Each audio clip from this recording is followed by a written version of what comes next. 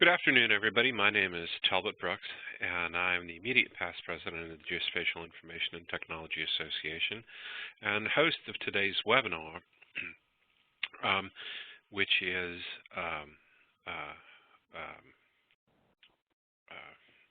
Geodetic Certification Program, to build it or not. And our presenter is Michael Dennis, a really great and interesting guy that I first worked with back in, about 2000 when I was faculty at Arizona State. Michael really put some GPS equipment to the test and worked with a fellow named Dave Minkle, and together I think they used to do a presentation that said GIS without Geodesy is a crime. And that kind of got me interested and hooked in Geodesy and the importance that it has with geospatial. And Michael's been exploring various issues associated with that. He is currently a registered land surveyor and PE and owner of Geodetic Analysis. His firm provides geodetic consulting and GIS services, including coordinate system design, survey, and GIS data integration, planning and processing of control surveys, the provision of educational seminars like this one, and creation of custom geospatial computer algorithms. Mr. Dennis serves as chair of the Geodetic Education and Certification Committee of the American Association for Geodetic Surveying, AAGS, and of the Committee on Spatial Data Accuracy in the Utility Engineering and Surveying Institute of the American Society of Civil Engineers. In addition, Mike is a geodesist at NGS and is currently on long-term leave of absence while pursuing his doctorate in geomatics engineering and GIS at Oregon State, which is to say he is a math geek and glutton for punishment. So without further ado, let me pass control over to Michael and let him talk about the need for certification and better education on geodesy. So, Michael, here it comes. It's all yours. All right, Talbot, hang on. Let's do this thing. While we get this transferred, folks want to use the chat window to post questions. I'll keep track of them and pose them to Michael at appropriate time, probably at the end of the meeting. And I'll send out different messages and what have you that kind of echo comments that might be going around. And if you're not a member of GITA, please do visit www.gita.org. We would love to have you as members of our fine organization and help you receive more fantastic professional development training and education like what you're going to get right now. So, Mike, it's all yours. All right, thank you, Talbot. Hello, everyone. I believe everyone can see my screen now, my title slide. And the presentation is entitled "A Geodetic Certification Program, to Build or Not to Build." I'm doing this as a member, a committee member in particular, of the American Association for Geodetic Surveying for GITA. We'll just charge ahead. Now, first, I wanted to tell you a little bit about AAGS. You might not be familiar. It's the American Association for Geodetic Surveying, and I am chair of our Geodetic Education and Certification Committee. Now, this organization has surveying in the title, but really it's more than just about surveying now. It was originally started in 1967 as the Survey Control Group, I think it was, for the American Congress on Surveying and Mapping, which no longer exists. Now it's its own organization. The focus is broader. It's not just about surveying, but it's also about geodesy and even GIS, anything to do with the geodetic side of things. So here's the plan for today's little webinar. First, I'm going to ask and try to answer that question: why even bother with this thing called geodesy? Then I'll talk a little bit about the history and idea of certification in the context of geodetic certification. But from there, I'm going to move right away into talking about a geodetic body of knowledge. And we've divided that into 8 topic areas. And to liven things up a bit, I hope, and make it a little more interesting, I'll provide a few examples in each area so you can see why it is important or might be important to the work you do. And actually what kind of motivated this whole presentation is this Geodetic Certification questionnaire, which some of you may have seen and taken, I'm not sure, but I will talk about that some. And then we'll come back to the idea of certification after looking at a few results from the questionnaire, and then I'll wrap it all up. So first, let's get going on all this. So why even bother with geodesy? Because I would say because it's just so fascinating in its own right, but really, the real reason is it's the science of where things are. And you might not be aware of it, but it is in the background making all of the GIS work so that data lines up, so that you know where things are. The idea here is we need more geodetic awareness in our community. When I say community, I mean the community of geospatial professionals at large, not just surveyors, engineers, and geodesists, but everyone that works with geospatial data, because geodesy is the foundation of those data. And you need it for combining data from a variety of sources, especially when the data come from different observations and technology. Absolutely need it for correct georeferencing. If data is not going to line up if it's not georeferenced correctly. A big thing on there is understanding software limitations. Software's become so complex and sophisticated now, you might just click a button to do something and have no idea what it did. We can't do that as professionals. We need to understand our tools, and software is one of our tools. Now, I threw this 3D and 4D data, where in here and 4D data is just 3D plus time, because that's the big buzz thing right now, 3D data, and I could go on and on about that, but I won't. So there's the 3D side of it, which is a big deal nowadays and getting bigger. And then there's the time aspect of it, which I will talk about to some degree.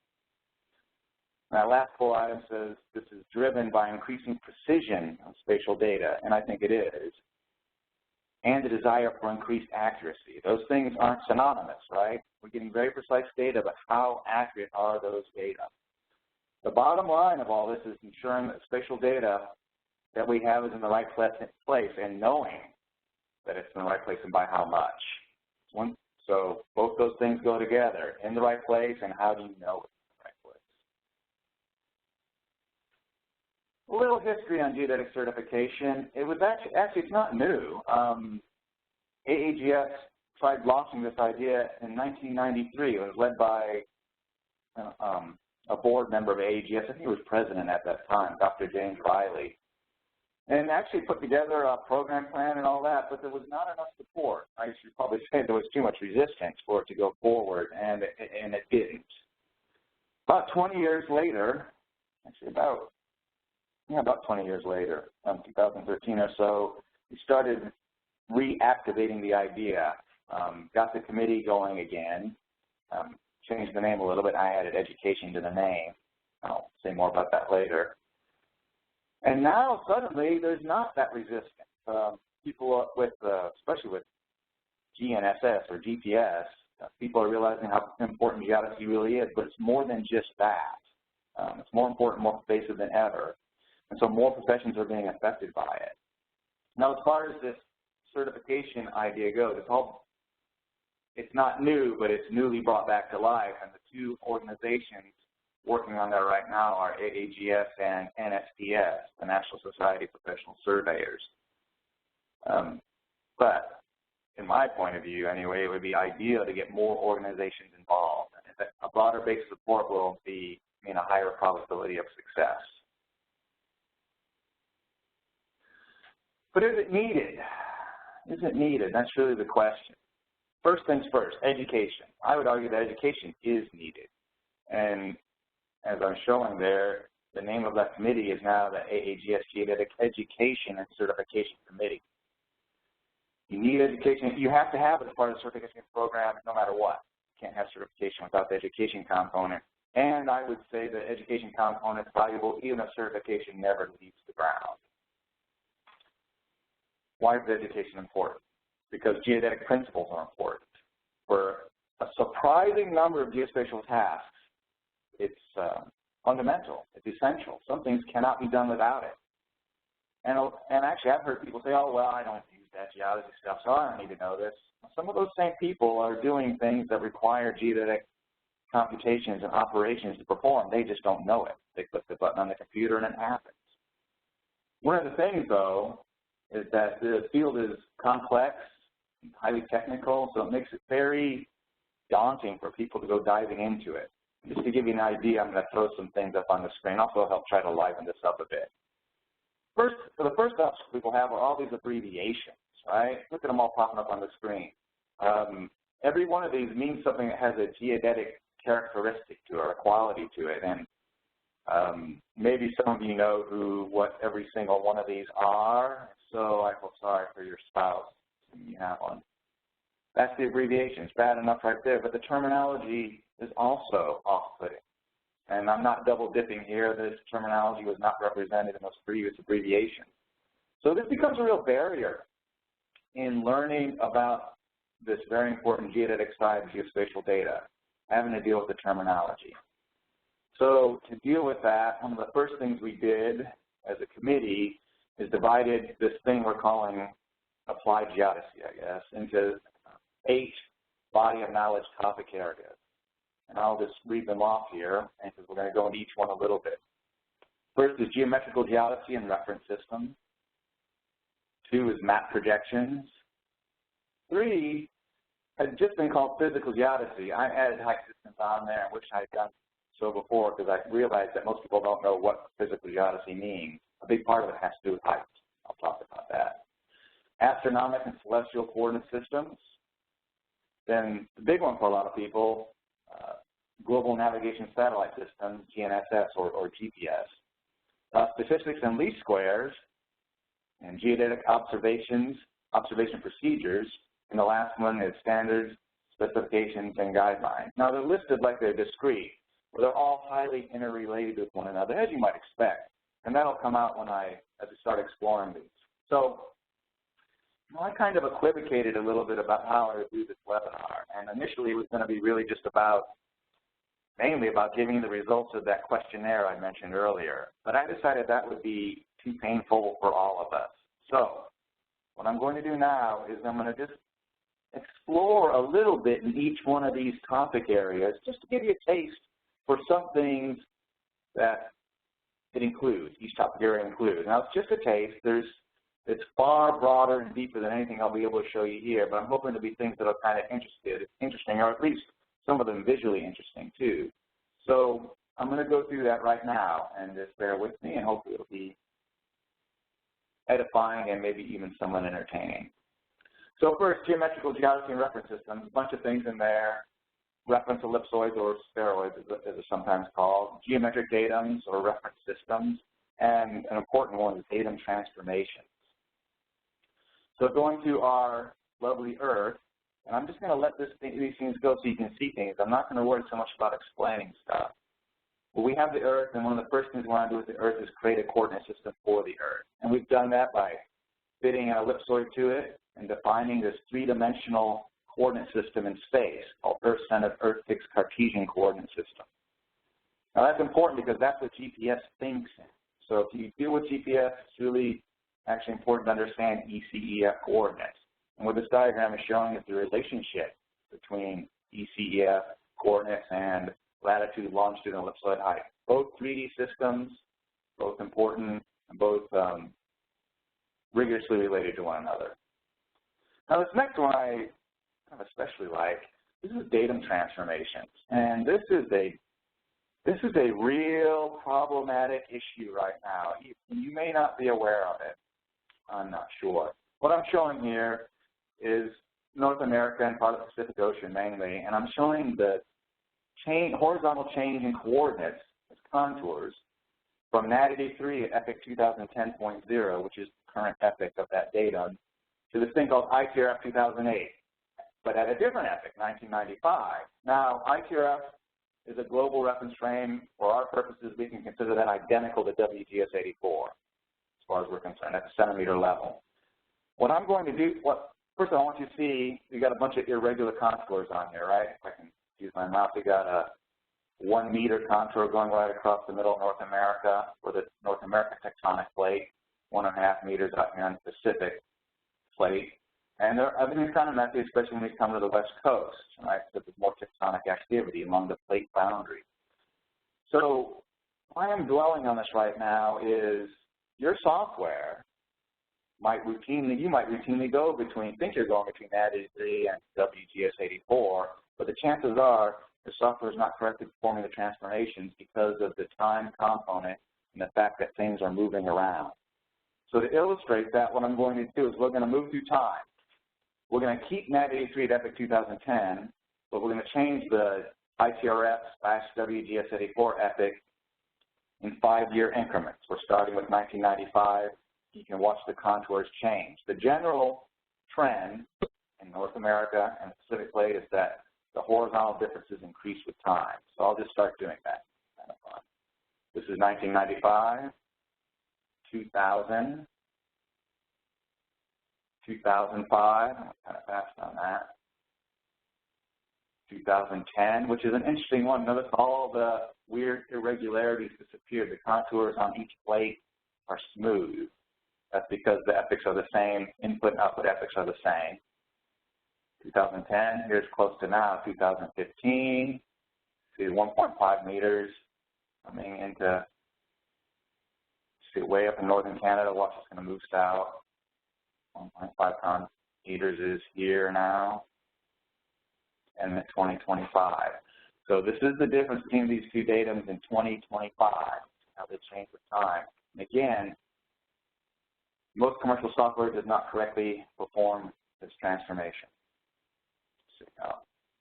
Right now, we're moving to map projections. Real common thing, kind of straightforward, very simple, I think, compared to datums and datum transformations. So the things we think about are different types of map projections, while you might use different types. And this idea of projected coordinate systems, which consists of a projection and a datum, and this topic of map projection distortion. I'll just show you some little cartoons for this. Really straightforward stuff, things I'm sure you've seen before, but it's important. These things called developable surfaces, there's 3 kinds. I'm showing 2 on here. I'll show the 3rd on the next slide. One are planar or azimuthal developable surfaces, and the other one here is conic. And the examples I'm showing, stereographic and Lambert conformal conic, are all conformal projections, specific type of projection, class of projection used for specific reasons. Now, before I go on past this slide, I have all these cartoons, right? So I'm showing developable surface and all that, and we don't want to get too carried away with the geometric side of it. These are representations of what's going on for conceptual purposes. You can't really construct these things geometrically, not when you're referencing the ellipsoid. So again, I've got planar, conic, switching over to cylinder and different aspects of the cylinder, the regular Mercator, transverse Mercator, and oblique Mercator. 3 different aspects of the Mercator projection. Switching to a kind of a cross-section of the ellipsoid and typical secant developable surface. Again, these are the kinds of things probably important to understand. This is your typical published map projection where I have the developable surface cutting through the ellipsoid, if you will, and you can see that the way it's drawn on here, about 71% of the projection of the area covered by the projection has its grid distances shorter than the ellipsoid distances. Scale is less than 1, and then it's greater than 1 outside of that. So this is a typical situation, but you run into these too, these tangent projections, right, where they just touch the ellipsoid at one point, and also these ones that don't intersect the ellipsoid at all. And of course, the reason for that is to get the developed surface up near topography. And speaking of that, here's the situation with this map projection distortion. Typical secant projection where my projected distances are shorter than the ellipsoid distances, and of course they're even much shorter than the horizontal distance at the topographic surface. Moving on. I'm not trying to explain anything, just trying to show you things that whet your appetite. Physical geodesy and height systems. Types of heights, quote-unquote elevations. I say heights instead of elevations. Hopefully you'll see why in a minute. The role of gravity in heights, but not just in heights, but also in positions. There's a thing called geoid determination. And speaking of geoid, I'm going to dwell on that word for a little bit. Geoid is actually a pretty good Scrabble word, right? You see it there. It's not worth a lot of points, but you know, someone might challenge you on that one if they don't think it's real. I mean, it's not as good as fez, bug, or cat, but still a pretty good word. So I couldn't resist that. Now let's take another cross-section of the Earth here. I'm showing the ellipsoid, the geoid, which is essentially mean sea level everywhere on Earth, and putting somebody up on top, I'll put you on top of the mountain. And you see I've got these different heights here. I've got a height above the ellipsoid, here ellipsoid height. I've got a height above the geoid, orthometric height. This is commonly elevation. And this other thing called a geoid height, which in the lower 48 is always negative. And I have this thing called deflection of the vertical, which I'll hit again in a minute. I'm going to switch. Now, looking at this, right, this is the situation in the lower 48. The geoid is below the ellipsoid. So I want to show you a map of that. This is a specific kind of geoid model, actually a hybrid geoid model produced by NGS, National Geodetic Survey. It's called Geoid 12B. And it's showing the height, the geoid height in feet on here. And you see they're all negative numbers because the geoid is below the ellipsoid. And you see it's correlated with topography as well. You can see the geoid is higher in the mountainous areas, lower elsewhere.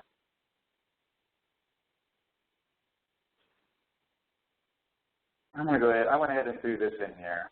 Maybe you've heard of it, maybe you haven't. But NGS is actually going to produce new datums. The target is 2022, a geometric datum for latitude, longitude, and ellipsoid height, and vertical datum for orthometric height. And that project, part of that project is something called Gravity for the Redefinition of the American Vertical Datum. My whole point here is, well, this project is about getting airborne gravity over the entire United States, because when you have no gravity, you have no height, at least not the kind of height that tells you where water is going to go. But if you know gravity, you know height. There, now you have a bumper sticker. So gravity is actually very important to positioning, especially the height component.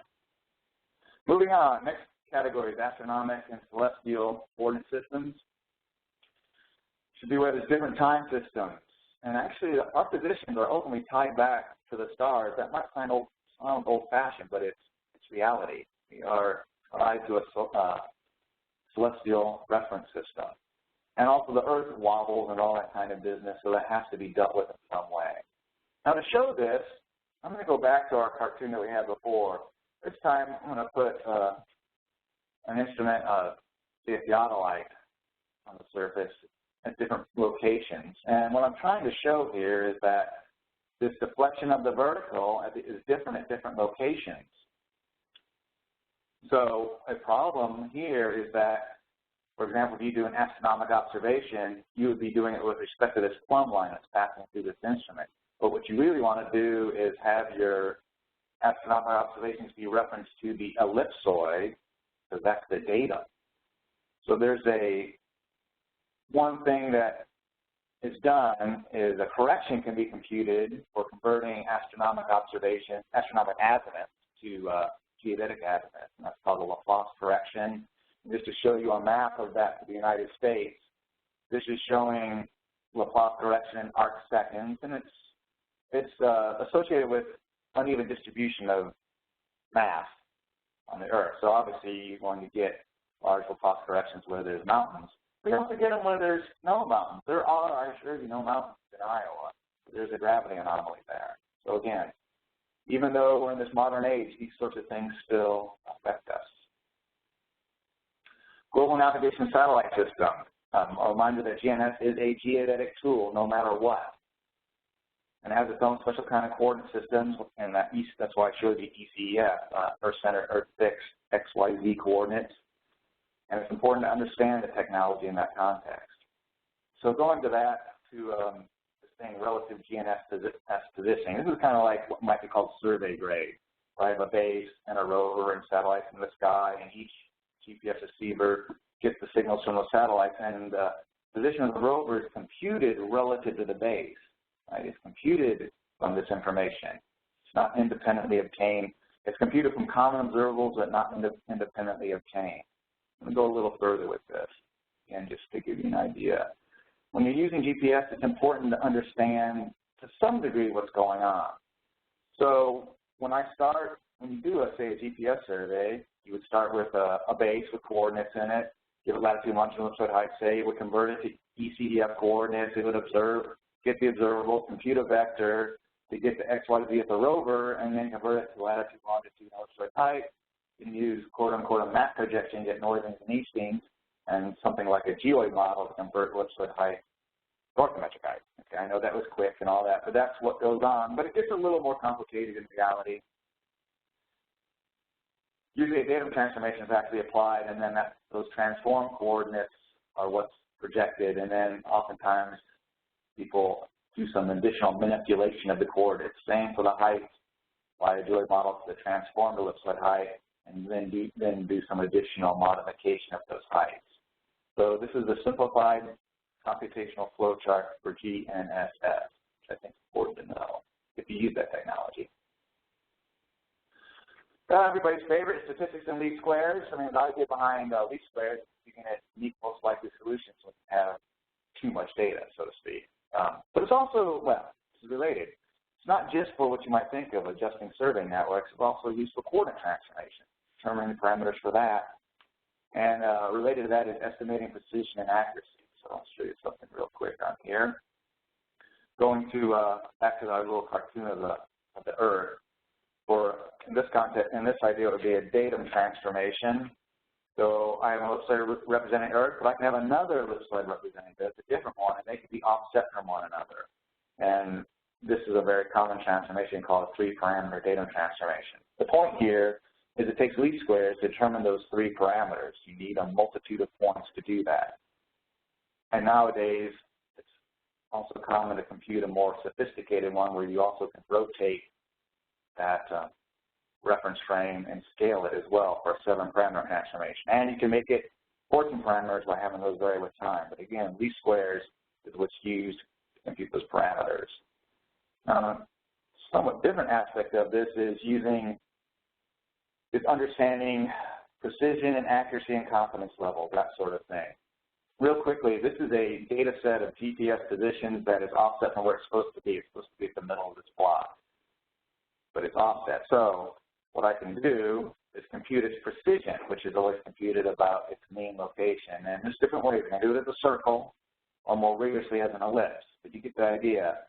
At 95% confidence, you can think of it this way, I suppose, is that 95% of these positions are inside that ellipse. But that's the precision. The thing is supposed to be at the center, so the accuracy is actually much worse. Right? It looks all crazy on here because it's offset. The data are biased. So the actual ellipse is it's very long in one direction, and the accuracy circle is also very large, and it contains every single point inside of it. This NSSDA means National Standard for Spatial Data Accuracy. So if you had this data set, that following that standard, this is how you compute it and you come up with that accuracy. The problem here, though, is we're assessing accuracy on a data set that's biased. If we remove that bias, then the precision and the accuracy are in harmony, which is what we like. In fact, accuracy is precision if there is no bias. Think of it that way. Okay, geodetic observation procedures, best practices for positioning, standard best practices, and integrating positioning technologies. That's actually a big thing now. Getting bigger all the time. I'll show you why. And then the question of what datum should you use? I'm just going to, there's another cartoon that comes up here, kind of a classic situation with a total station, which I set up over a point. I have my prism, my rod over here. I shoot a distance to it. I measure the zenith angle and the horizontal angle. And I'm careful, right? I know the height of the instrument, the height of the rod. I know my bubbles are calibrated, my instrument's calibrated, so I can get a decent position. This applies to things like total stations or also terrestrial laser scanners. But the point really is not just the calculations going to it, but making sure the equipment is correctly adjusted and maintained. That's a little bit old school on there in some ways, but this applies very much right now. The big hot thing these days, of course, is unmanned aerial systems, but all the same concepts apply. In fact, Geodesy is just important in that as anywhere else. If you want to do something called direct georeferencing, that is determining the position of a mobile platform, whether it be a terrestrial, an aerial, and whether aerial manned or unmanned doesn't really matter. there's a whole process behind making that work, and Geodesy is part of that. So it's both for determining position, but also the uncertainty of position, which of course ties back to previous topic on statistics and least-squares. And another part of this is, what datum do you use? What do I mean by datum? It's the whole big thing that I can't talk about in any detail, of course. But if you're going to use NAD83, what flavor or realization NAD83? This map shows the difference between the two most recent realizations, the horizontal difference, that's NAD83 2007 and NAD83 2011. You see the differences can get pretty large, especially on the West Coast. That black is greater than 5 centimeters, and it's because of tectonic motion, because these are representing different times. Vertical 2, right? The previous vertical datum is National Geodetic Vertical Datum of 1929. The current one, until 2022, is North American Vertical Datum of 1988. And this map is showing the difference, the vertical change from the old one to the new one. They can be pretty large. In the mountains, you're seeing it's up to 2.2 meters difference, right? Almost 7 feet. So pretty big differences between the two, and we'll see differences again when we change to the new vertical datum. So it's important to be aware of which datum you're using and why you're using it. Standards, specifications, and guidelines. There's a lot of existing standards out there. I'll just a few listed here. There's Federal Geographic Data Committee, which also includes some other things within it. ASBRS just came out with the Positional Accuracy Standards, which I think are quite good. There's the National Map Accuracy Standards, NMAP, which have been around since, 1947. They're a little bit dated, but people are still using them a lot. And the National Geodetic Survey actually publishes quite a few standards, specifications, and especially guidelines right now. And the question is, do you use any of them? Do you use some of your own? Are they current? Well, NMAP is certainly not current. Are they relevant to the work that you do? And should new ones be developed? All these sorts of questions. We love standards, don't we? Right? Maybe. Standards are funny things. Everybody thinks they're a great idea, but nobody wants to use somebody else's. That's sort of the problem these days with standards. They're like toothbrushes.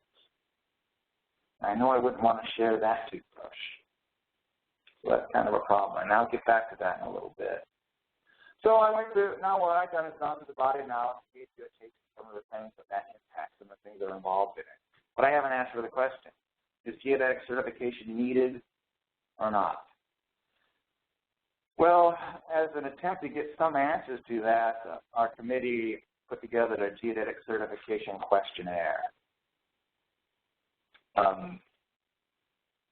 It's still up. You can't answer any questions, but you can go to that URL, which you can get it off of here. It's at the end of the presentation, and you can find it by Googling it too. You come to a window that looks a lot like this one screen, but also it has a link on it that takes you to the preliminary results. All the results are compiled online and available, and you can download it as a PDF. And there you see in that table below are the types of questions.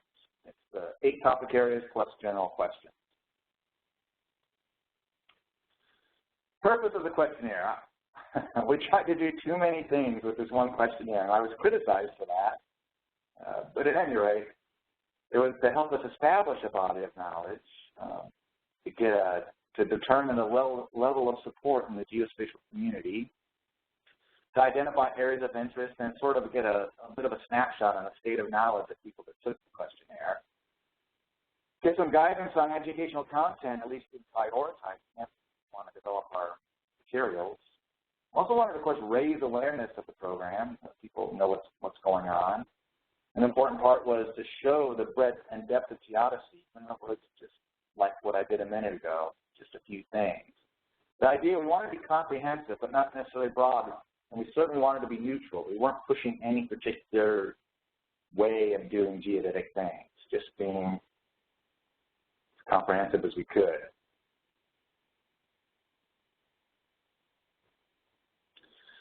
Here's the results. Overview, we've got 1,535 responses from January to May of this year. There were a total of 50 questions. 10 were in the general category. The other 40 are divided across those 8 topic areas. We also got 194 free-form responses, which were, actually those are, still have to get through that in a little more detail, but those are really valuable. And in fact, a lot of the questions also had an other category, and people put a lot of information in those areas as well. We got responses from every single state, plus several countries and some U.S. territories as well. And 94% of the people that took the questionnaire believe geodetic concepts are important, and 96% are actually in favor of certification, which is a really high percentage. Of course, we're getting some auto selection here, right? It could be argued that the people that took the questionnaire are already predisposed to being in favor of certification, but nonetheless, that's a high percentage. Now, I don't want to go through this stuff in detail, so I'm going to just hit a few things from the general questions. So, what kind of work did the people do that took the questionnaire? We got a lot of responses from surveyors. When they chose these fields, they could choose 1 or 2 as their primary area of work. 85% in surveying, 19% in engineering, 21% in GIS. At least we got quite a bit of GIS, which I really wanted. I wanted to get more than just surveying, so I was happy to get the surveying responses. We also got a fair amount of photogrammetry and geography, cartography and geography as well, and then 6% in other fields that were listed in the questionnaire. Now, we also asked people if they already had registrations and certifications, and professional registrations are shown in blue, and technical certifications are shown in red.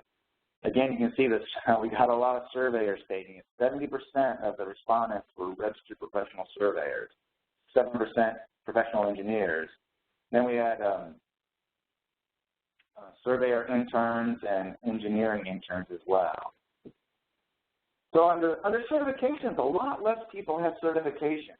We got 6% of the GIS professionals, which is, I was hoping for more, but that was pretty good. Only 1.5% for photogrammetrists, 4.6% for certified survey technicians. And obviously I didn't have enough certifications listed because we got quite a few in the other category. And now you'll see probably one of the dominant ones that I should have listed and didn't later in this presentation.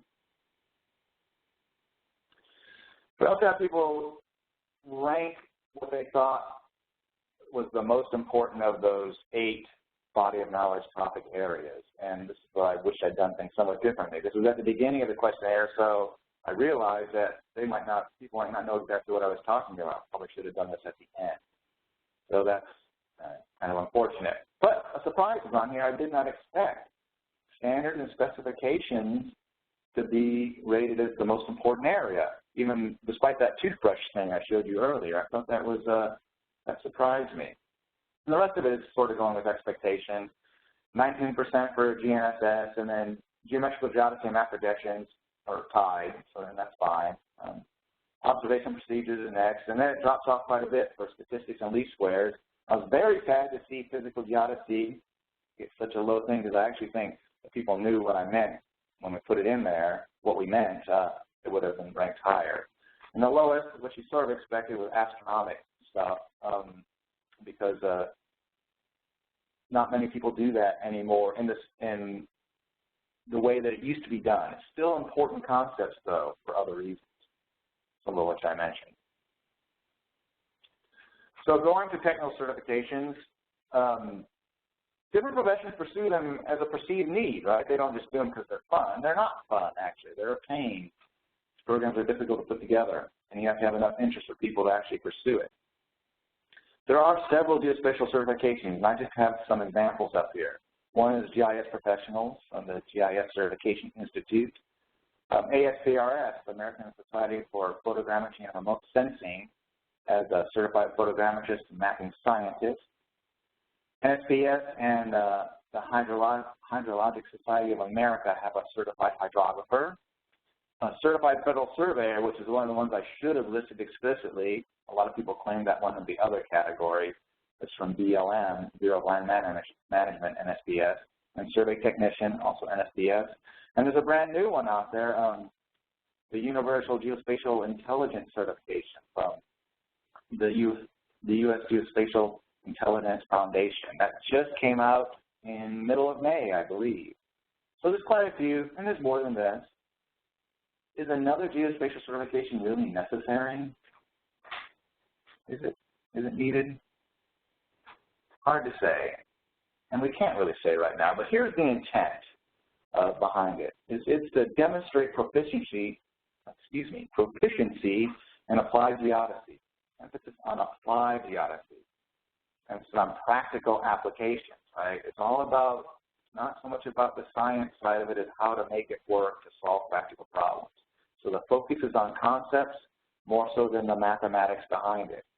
So you can't get very far without the math. It's the concepts that are very important, and that's what this is focused on. It's intended for all geospatial professionals, not for just surveyors and closely allied fields, even though we got most respondents from surveyors. And we're initially focused on the United States. That's hard enough as it is, but we got a surprising amount of interest from the international community. So if this is successful, we would want to push in that direction. It is not for certifying scientists. It is not a substitute for advanced degrees in geodesy and that related field. It is not about that. It's about practical applications. And who is it for? In yellow on here, it says any geospatial professional who uses geodetic methods and calculations directly or indirectly to combine and manipulate and analyze spatial data. And I've listed a few on here. Obviously surveyors, engineers, and engineers can include something called geomatics engineers. GIS professionals are, in my mind, a huge part of this. Photogrammetrists are as well. And the last one, maybe it doesn't seem right to you, is programmers. But the reality is, there's a lot of software out there right now, and it's new software is continuously being developed. Believe it or not, those programs are written by human beings. And those human beings have to go somewhere to get the algorithms. And just based on my own experience with this, sometimes they're going to sources that maybe aren't appropriate for what they're trying to accomplish because they don't have the background in geodesy. So they choose something, heaven forbid, on the internet because they think it does what they need it to do. And believe me, it can cause some real problems.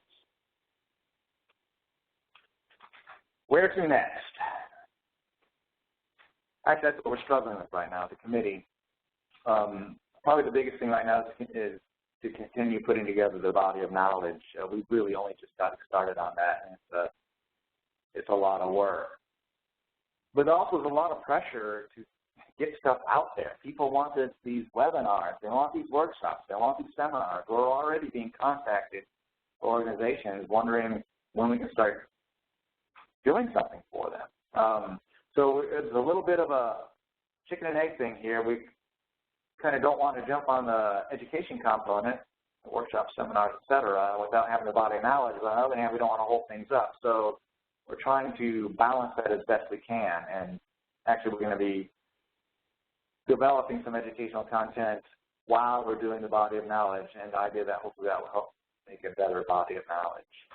The third thing on there is establishing relationships with other geospatial organizations, like GEDA.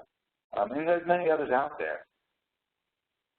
This is something that has to be worked out. I don't know what form it would take. I will tell you now that maybe this doesn't come as a surprise, but some people don't want to do that. They'd rather just have control of the whole thing in its entirety internally. And there's some argument for that. But I think we will have more success in the long run if we work with other groups. So what that entails at this point, I don't know, but I would like to be able to put that out there at some point. Ultimately, the decision is not mine. I'm chairman of that committee, but I'm not on the AAGS board. It's a bigger decision than I could make. Of course, what it relates to is the certification. Now, it's one thing to do the education, which is actually my prime motivator on this. But for that to become certification, that is a lot of work. It's a lot of work to do. And that's where working with others would be essential. Actually, AAGS cannot do that on our own. It's just too big. So it's going to take a lot of work, a lot of cooperation. And that is it. So if there's any questions, I'd be happy to entertain them. Michael, this is Talbot. I've got several questions. One, I suppose my wife has been right all along when she says I'm too stupid to know which way is up, because it became very obvious that I don't from your presentation. But I think from a GEDA perspective, what are the implications for geospatial professionals, particularly those that are practicing in model law states, for a certification in geodesy? There's some tension, I suppose, between the surveyor and GIS worlds in those places, and this has some interesting implications. Could you speculate? Yeah, I think I could at least blab about it a little bit. That's a really tough one, and it's so variable, right, from state to state. In some states, the GIS is even supposedly regulated as part of the surveying profession. I think places like North Carolina and some degree in Florida. It's an interesting thing. So you'll notice, though, let me say it this way: someone that's already registered as a professional land surveyor could still get a geodetic certification, right, as additional evidence that they are proficient, or at least meet the minimum competence for that certification. What that means to me, and why I'm saying it that way, is nobody shoot me for saying this, but just because you're a surveyor doesn't mean you know squat about this. And it's just reality. A lot of times it's not part of the education or experience that surveyors have been exposed to. Yet they're often using technology where the geodesy is part of it. Same goes for, let's say, on the GIS side. There's people that are doing things with the data and making decisions with the data that really would be aided by having some sort of certification. So if the surveyor got a certification and the GIS professional got a certification, at least they would have a certification in common. God, I hope it doesn't just get contentious. I would like to think that would help bridge some of this divide. Where it goes with licensing, though, I couldn't say. That's a tough one. The next question that I have is, will the body of knowledge be available for the construction of educational materials? In other words, if I wanted to build GIS 320 or some such here at Delta State and title the course Geodesy, is the material going to be there to pull from? That's a great question. I would anticipate yes. I don't see why not. So a lot of things haven't been decided. To me, that's sort of a no-brainer, and we know we have AAGS names on there, and it's great, or whoever's working with it. And so the way we're thinking right now is, I hadn't really thought about that part of it, but I would think it would be available. I love that idea. As far as benefit for our members, the idea is the webinars they'd be available to them at reduced cost. But the body of knowledge, I think we'd be crazy not to have it out there. And just thinking of USGIS, theirs is out there right now, right? Yeah. So that you need to have it out there because people need to know what the heck you're talking about. And then you're right, what a great template for constructing a syllabus for courses. That would be perfect. And that's the way it's going to be put together. So I know that you have spoken with Daryl at USGIF about maybe this working in as a module for their certification program, and there's been other discussions about, how do you do this? What is your decision point or timeline like for moving forward? Oh yeah, we still have a lot of things to decide on how to move forward with this. I actually I need to have another meeting about that, how we move forward and who we work with, and I'm in favor of cooperating with as many organizations as possible. I had a really good conversation with Daryl about that, so I'm hoping to work together. And one thing that was neat about USGIF is their body of knowledge is complementary to the one we have. There's not really any overlap. I think they would actually complement one another, which is, to me, an ideal situation. Yeah. Well, I can't speak on their behalf. But I have served on the board of directors for GISCI for some time, and then I am the co-chair of the Certification and Governance Board for USGIF right now. And one of the things that we've learned in that process in developing the certifications is that you need to develop a marketplace for the certification. In other words, somebody has to care that an individual has taken the time to get that certification. So it needs to become a requirement to bid on a certain type of job or to apply and get work. What types of work categories or contracts do you see this as being applicable to? Because again, it's kind of a partnership relationship that's got to get developed. You know, just like there are requirements for having that RLS to do work, the same sort of thing has to come into play for a certification like this for it to have true meaning. What are your thoughts in that direction, and who would some of your partners be? Well, that's a really good question. No one's going to pursue it. Few people would pursue the certification just for personal edification. It has to be a perceived benefit. You know, in my work, I guess the things that, so the idea is similar to what you were saying a minute ago, is perhaps it's a requirement for a project, or it counts towards points when you're bidding on something, right? And that from the, I was going to say from the surveying side, but I guess I can get broader than that. For doing control networks or assessing the accuracy of a product or designing coordinate systems for a client or creating a workflow for clients, I think that, well, hopefully they would, hopefully Geodetic certification would be seen as a benefit, saying, or someone say, okay, this person understands this material well enough to help us, because oftentimes the client themselves doesn't really know. They don't have that technical expertise. So, and as far as the other part of your question on that was teaming with other groups,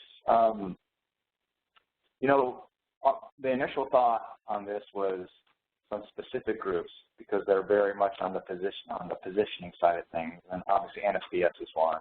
ASPRS was another. ASCE, that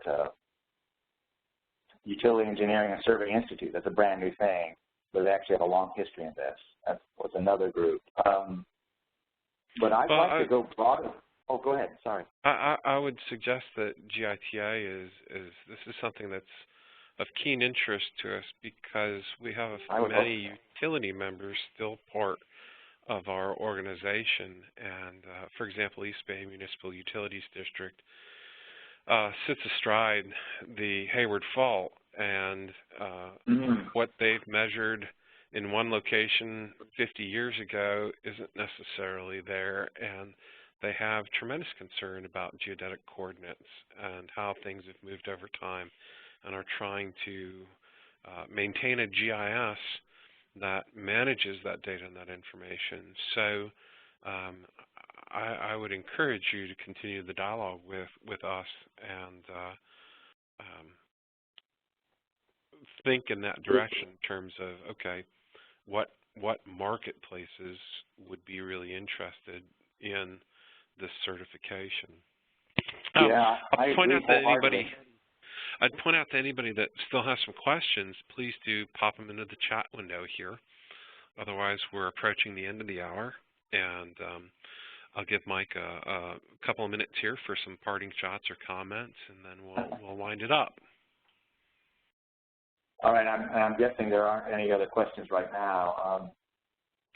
So I like the last thing you said. In fact, what was interesting to me, I think there's a growing awareness of the importance of this topic. In fact, my slide, which I guess is still visible, or the question slide, you know, that globe, that's showing the estimated change from current NAT 83 to the new geometric datum, horizontal change. And you see it's a mess, especially in the places you're talking about, California, right? So I was interested when we talked about managing a GIS when you have concern. Managing, I'll say that again, managing a GIS and having concern about geodetic issues. So a GIS manager, hopefully, could see some benefit in geodetic certification, even if it's not for the manager himself, but someone within the organization that they trust to help them make decisions. I would love having PETA involved in this as well, and other organizations. I think a broad base is better than a narrow one. I realize there might be logistical complications with doing that. Who knows what form those kinds of relationships would have. But right now, I think the main thing is to get the word out there, let people know what we're doing, and then work from there, not try to decide in advance the nature of the relationship. Okay. Well, with that, I think we'll put a wrap on it. I'd encourage everybody to stay tuned for our future webinars. We're working on getting them together. In fact, if you're interested in doing a webinar, please contact me. And Michael, we very much thank you for your time. I think this is a very important topic, and you shed light on it in a way that makes something that's rather difficult to understand at least a bit more comprehensible. So on behalf of GITA and our membership, we thank you very much. This will be posted in the next day or two on the GITA website. And I'd remind you again, if you're not a member, please visit gita.org and join now. Your membership makes programming like this possible. Thank you very much, everybody. And Tyler, are you still there? Yeah, I'm still here. I'm stopping the recording now, though. Okay, very good. There we go. I think it's stopping.